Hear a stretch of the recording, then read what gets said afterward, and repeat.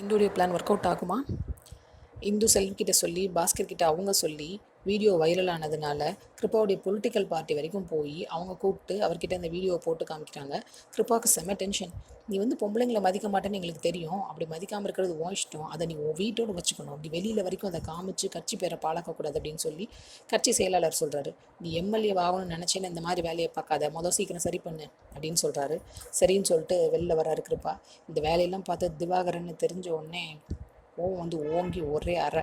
என்ன பண்ணி வச்சுருக்க? நீ பண்ண விஷயத்துக்கு நான் எங்கே நிற்கிறேன் பாரு. இந்த மாதிரி வேலையெல்லாம் இனிமேல் பார்க்காத. எனக்கு தெரியாமல் ஏதாவது பார்த்தேன்னா அப்புறம் நான் என்ன செய்வேன்னு எனக்கே தெரியாது.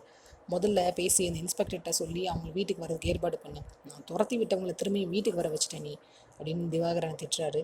மன்னிச்சிருங்க அண்ணே, நான் இந்தமாரி பண்ண மாட்டேன், நான் சரி பண்ணிடுறேன் சீக்கிரமே அப்படின்னு சொல்கிறாரு.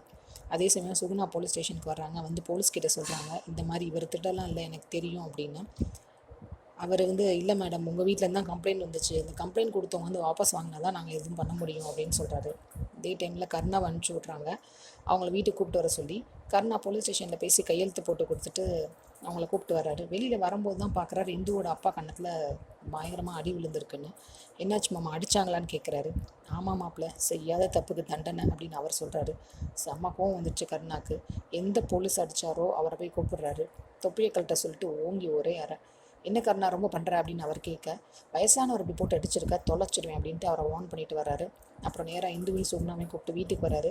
வீட்டில் பொலிட்டிக்கல் பார்ட்டிலேருந்து ஆள் நிற்கிறாரு. அவர் சுகுணா கிட்ட சொல்கிறாரு, கிருப்பா கிட்ட சொல்லியிருக்கேம்மா, எந்த பிரச்சனையும் வராது, அப்படி எதுவும் பிரச்சனைன்னு வந்துச்சுன்னா நீங்கள் எனக்கே கால் பண்ணுங்க அப்படின்னு சொல்லிட்டு அவர் போகிறாரு. உடனே இவங்களும் உள்ளே போகிறாங்க. கிருப்பாட்ட மன்னிப்பு கேட்குறாங்க. அவர் சொல்கிறாரு, நான் துரோகிகளை மன்னிக்க மாட்டேன். இது வரைக்கும் வீட்டில் ஒரு வேலைக்காரி இருந்தா இந்துன்னு, இப்போ அவளோட சேர்த்து 2 வேலைக்காரி அப்படின்னு சொல்லிட்டு போயிடுறாரு. இன்னும் இவங்களுடைய ஆதிக்கம் எத்தனை நாளைக்கு தான் செல்லுபடியாகும்? கர்ணா அப்படியே வாயை மூடிட்டே இருப்பாரா? பொறுத்திருந்து பார்ப்போம். சீரியல் அப்டேட்ஸ்க்கு எங்கள் சேனலை சப்ஸ்கிரைப் பண்ணுங்கள். மீண்டும் அடுத்த அப்டேட்டில் சந்திப்போம்.